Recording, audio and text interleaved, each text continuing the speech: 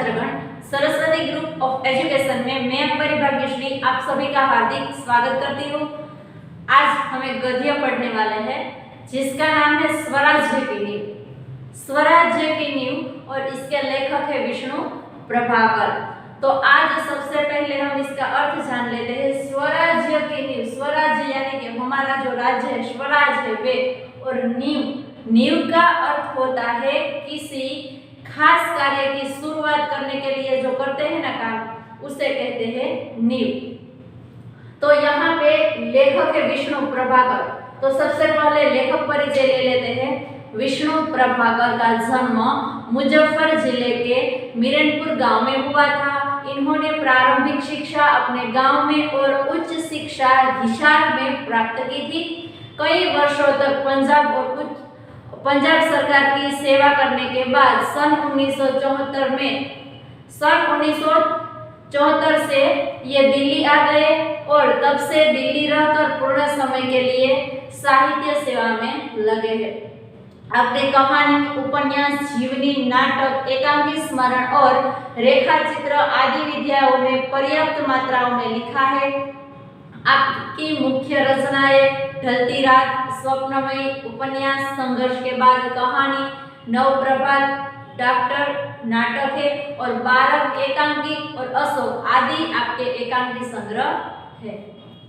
तो अब हम इस गद्य की शुरुआत करते हैं। स्वराज्य की नींव, जिसका नाम है, नींव का अर्थ होता है किसी खास कार्य की शुरुआत करना।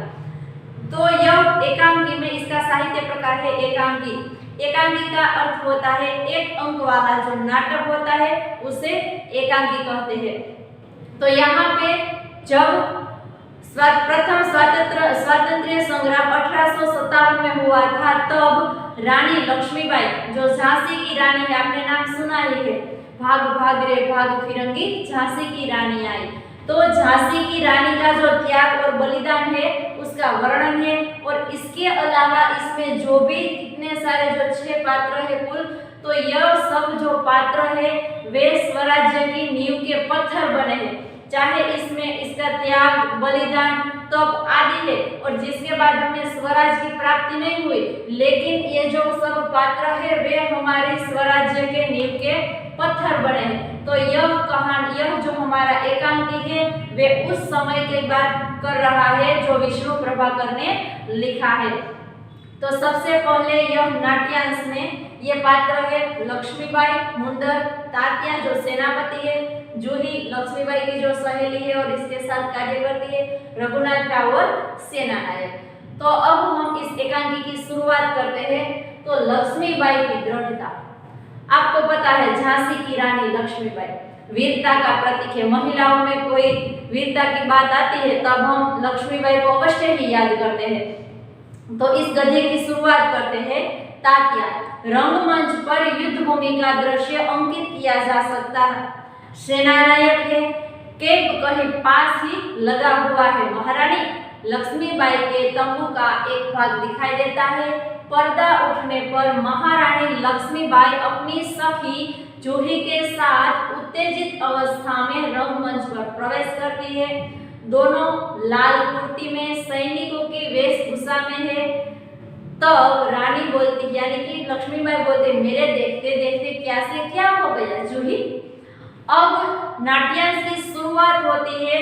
स्टेज पर पर्दा गिरता है, तब एक कैंप लगा हुआ है। कैंप में से बाहर कौन आता है? लक्ष्मीबाई और जूही। दोनों के कपड़े लाल रंग के कपड़े पहने हैं, सैनिक बालाओं के वेश में दोनों बाहर आती है। तब क्या होता है? तब महारानी लक्ष्मीबाई ऐसी बोलती है कि जूही, मेरे देखते ही देखते ये क्या हो गया। अब यहाँ से गद्य की शुरुआत होती है।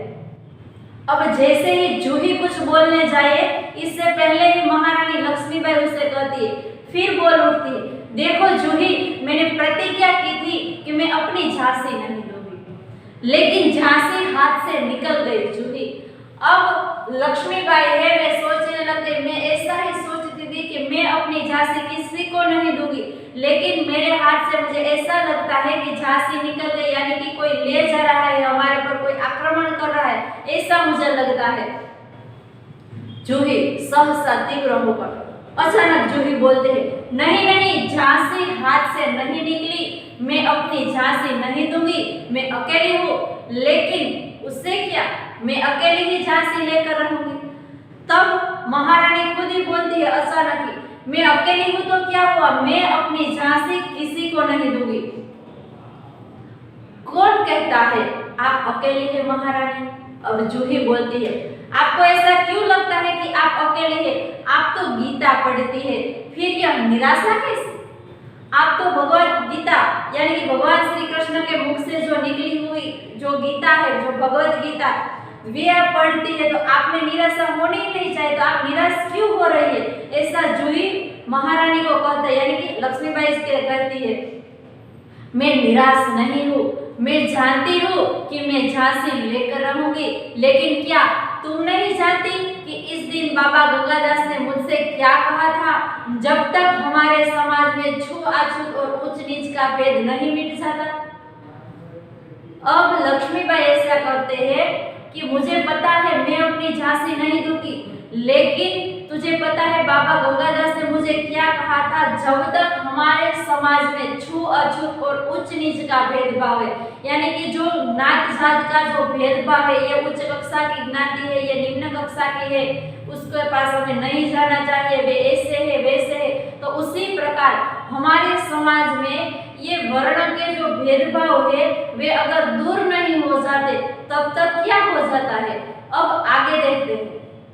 लक्ष्मीबाई कहती है, जब तक हम विलास प्रियता को छोड़कर जनसेवक नहीं बन जाते तब तक स्वराज्य नहीं मिल सकता।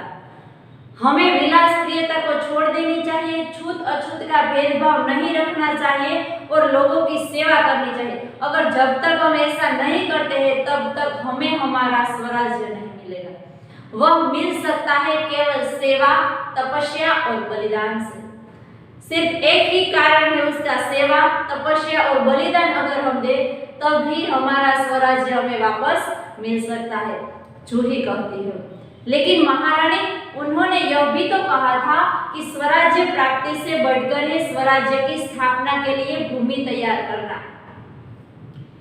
अब क्या कहते हैं गंगादास जी, यानी कि आपके बाबा ने यह भी कहा था ना कि स्वराज्य की प्राप्ति से पहले उसकी भूमि तैयार करना, यानी भूमि तैयार करना जिसका आधार बनना। इसका अर्थ ऐसा होता है उसका आधार बनना, स्वराज्य की नींव का पत्थर बनना। मैंने बोला था नींव का पत्थर, नींव का अर्थ होता है किसी भी कार्य की शुरुआत करना। स्वराज्य हमें चाहिए तो सबसे पहले हम उस कार्य की शुरुआत करते हैं, उसकी भूमि तैयार करना यानी उसका आधार बनना है। सफलता और असफलता देव के हाथ में है। हमें ऐसे कार्य करने चाहिए, ऐसा नहीं सोचना चाहिए कि हम सफल होंगे या नहीं, लेकिन सबसे पहले हम शुरुआत तो करें, तत्पश्चात ऐसा होगा। और सफलता मिले या असफलता मिले वे तो देव के हाथ में, हमारे हाथ में तो कुछ भी नहीं है, हमें तो सिर्फ कार्य ही करना है। लेकिन नींव के पत्थर बनने से हमें कौन रोक सकता है? वह हमारा अधिकार है। जूही कहती है लेकिन हमें नींव का पत्थर बनना है, यानी कि किसी नेक कार्य की शुरुआत करनी है, उससे हमें कोई नहीं रोक सकता, वे तो हमारा ही अधिकार है। अब जूही ऐसा कहती है हमारा अधिकार है, हमें इसमें कोई नहीं रोक सकता, हमें स्वराज्य की नींव बनना चाहिए। तब लक्ष्मीबाई कहती है शाबाश मेरे कर्नल, तुम लोगों से मुझे यही आशा है, जिस स्वराज की नींव तुम जैसी नारियां बनने जा रही है, मुझे इस बात की चिंता नहीं है कि वह मेरे जीवन काल में आता है या नहीं आता, लेकिन मुझे इस बात का दुख अवश्य है कि हमारे पास शक्ति है फिर भी हम दुर्बल है। हमारे पास तात्या जैसे सेनापति, ये जो तात्या है वे सेनापति है, तात्या जैसे सेनापति है फिर भी हमारी सेना में अनुशासन नहीं है, क्योंकि तात्या सर्वश्रेष्ठ सेनापति है और जब ऐसा सेनापति होता है तो प्रजा में उसका अनुशासन होना चाहिए, लेकिन वे नहीं है। इस बात का लक्ष्मीबाई को दुख है। हमारे पास ग्वालियर का किला है फिर भी हम कुछ नहीं कर पा रहे हैं। क्यों? जानती हो क्यों? जूही बोलती है जानती हो महारानी, हम विलासिता में डूब गए हैं, तभी मुंदर आती है। अब ये जो मुंदर नाम की एक युवती है, ये दोनों का संवाद होता है तब आ जाती है। जूही कहती है हमारे पास ये सब कुछ है, बड़े अच्छे सेनापति है, सर्वश्रेष्ठ है, लेकिन प्रजा में उसका अनुशासन विलासिता में डूबे हैं। ऐसी बात करते हैं तब मुंदर इस दोनों के पास आती है और मुंदर कहती, कौन कहता है कि हम विलासिता में डूब गए हैं? विलासिता में डूबे हैं राव साहब, बांदा के नवाब, सेनापति तांतिया। और यहाँ पे इसकी बात करती है राव साहब और सेनापति तांतिया है, वे इसमें डूबे हैं। किसमें? यानी कि विलासिता में डूबे हैं। तब जूही बोलती है सहसा अचानक, नहीं मुंदर, सेनापति नहीं। अब जूही है वे तात्या का पक्ष ले रही, क्या कहती है? नहीं मुंदर, सेनापति इसमें नहीं डूबे हैं, विलासिता में नहीं डूब रहे हैं। मुंदर मुस्कुराती है, ओह समझी, तुम तो उनका ही पक्ष लोगी। क्योंकि मुंदर को पता है जूही किसका पक्ष ले रही है, तात्या का। वे कहती, हाँ तुम तो उसका ही पक्ष लोगी ना। जूही, मैं उसका पक्ष नहीं लेती, लेकिन जो तथ्य है यानी कि जो हकीकत है, जो सही है, उसको छिपाया नहीं जा सकता। सरदार तात्या राव साहब को अपना तन और मन का स्वामी मानते हैं। जूही है वे तात्या का पक्ष ले रही है, क्योंकि जो तात्या है वे राव साहब को अपना स्वामी मानते हैं। इसीलिए तात्या उसके जो कहते हैं राव साहब उसी प्रकार तात्या है वे कार्य करते हैं। इसीलिए जूही कहती है कि तात्या है वे विलासिता में डूबे नहीं है, सिर्फ राव साहब भी विलासिता में डूबे हैं। मुंदर कहती है, और तुम उनको अपना स्वामी मानती हो? अब मुंदर जूही से कहती है कि जूही तात्या को अपना स्वामी मानती है। जूही, हाँ मैं उनको अपना स्वामी मानती हूँ और मानती रहूंगी, लेकिन उनसे अधिक मैं महारानी को अपना स्वामी मानती हूँ और मैं महारानी से बढ़कर मैं अपने देश को अपना स्वामी मानती हूँ। देश के लिए मैं सरदार को ठुकरा सकती हूँ, ठुकरा चुकी हूँ।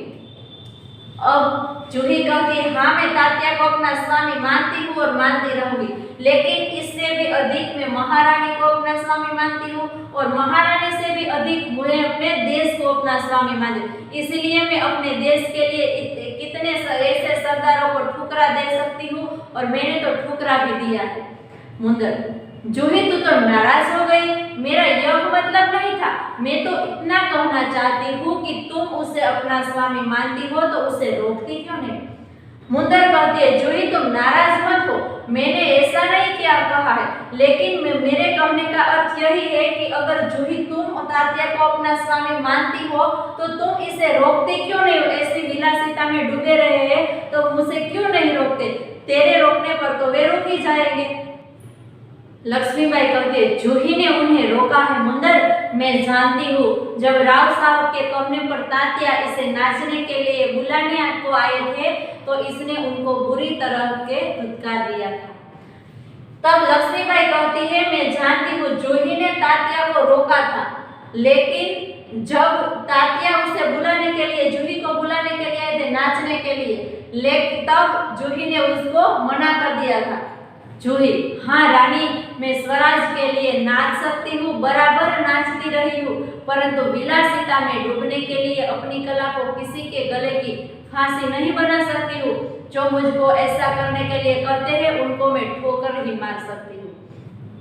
ऐसा कहता है कि मैं स्वराज के लिए नाच सकती हूँ, लेकिन जो आदमी अपनी विलासिता के लिए मुझे नाचने के लिए ले जाए तो मैं उसे मना ही कर देती हूँ और मैं उसे ठोकर भी मार देती हूँ और मैं उसे ठोकर मार चुकी हूँ। लक्ष्मीबाई दीर्घ निश्वास लेकर, ऐसा निश्वास लेकर लक्ष्मीबाई कहती है, ठोकर ही तो नहीं मार सकती जूही, यही दर्द तो हमें कचोट रहा है। अगर ठोकर मारकर हम उनकी मदहोशी दूर कर सकते तो बात ही क्या थी? महारानी ऐसे कद हम उसे ठोकर तो नहीं मार सकते है ना। अगर हम ठोकर मार सकते तब तो क्या बात थी, लेकिन हम ऐसा कुछ भी कर सकते नहीं है। जूही बोलती है, भाई साहब मैं औरों की बात नहीं जानती, मुझे आज्ञा दीजिए, मैं ठोकर मारने को तैयार हूँ। मुंदर बोलते हैं, और मैं भी तैयार हूँ भाई साहब, चलो हम सब चलकर उसकी नींद हराम कर दें। अब जूही ऐसा कहते, मैं ऐसी विलासप्रिय व्यक्ति को ठोकर मारने के लिए तैयार हूँ जो मेरे कार्य में अड़चन करेगा। सबसे पहले मेरे पास मुझसे ज्यादा जरूरी कौन है मेरे लिए? मेरा देश प्रेम, इसीलिए मैं ठोकर मार सकती हूँ। तब मुंदर ऐसा बोलते, मैं उन्हें भी चलो हम सब साथ मिलकर इन सब की नींद हराम कर दे।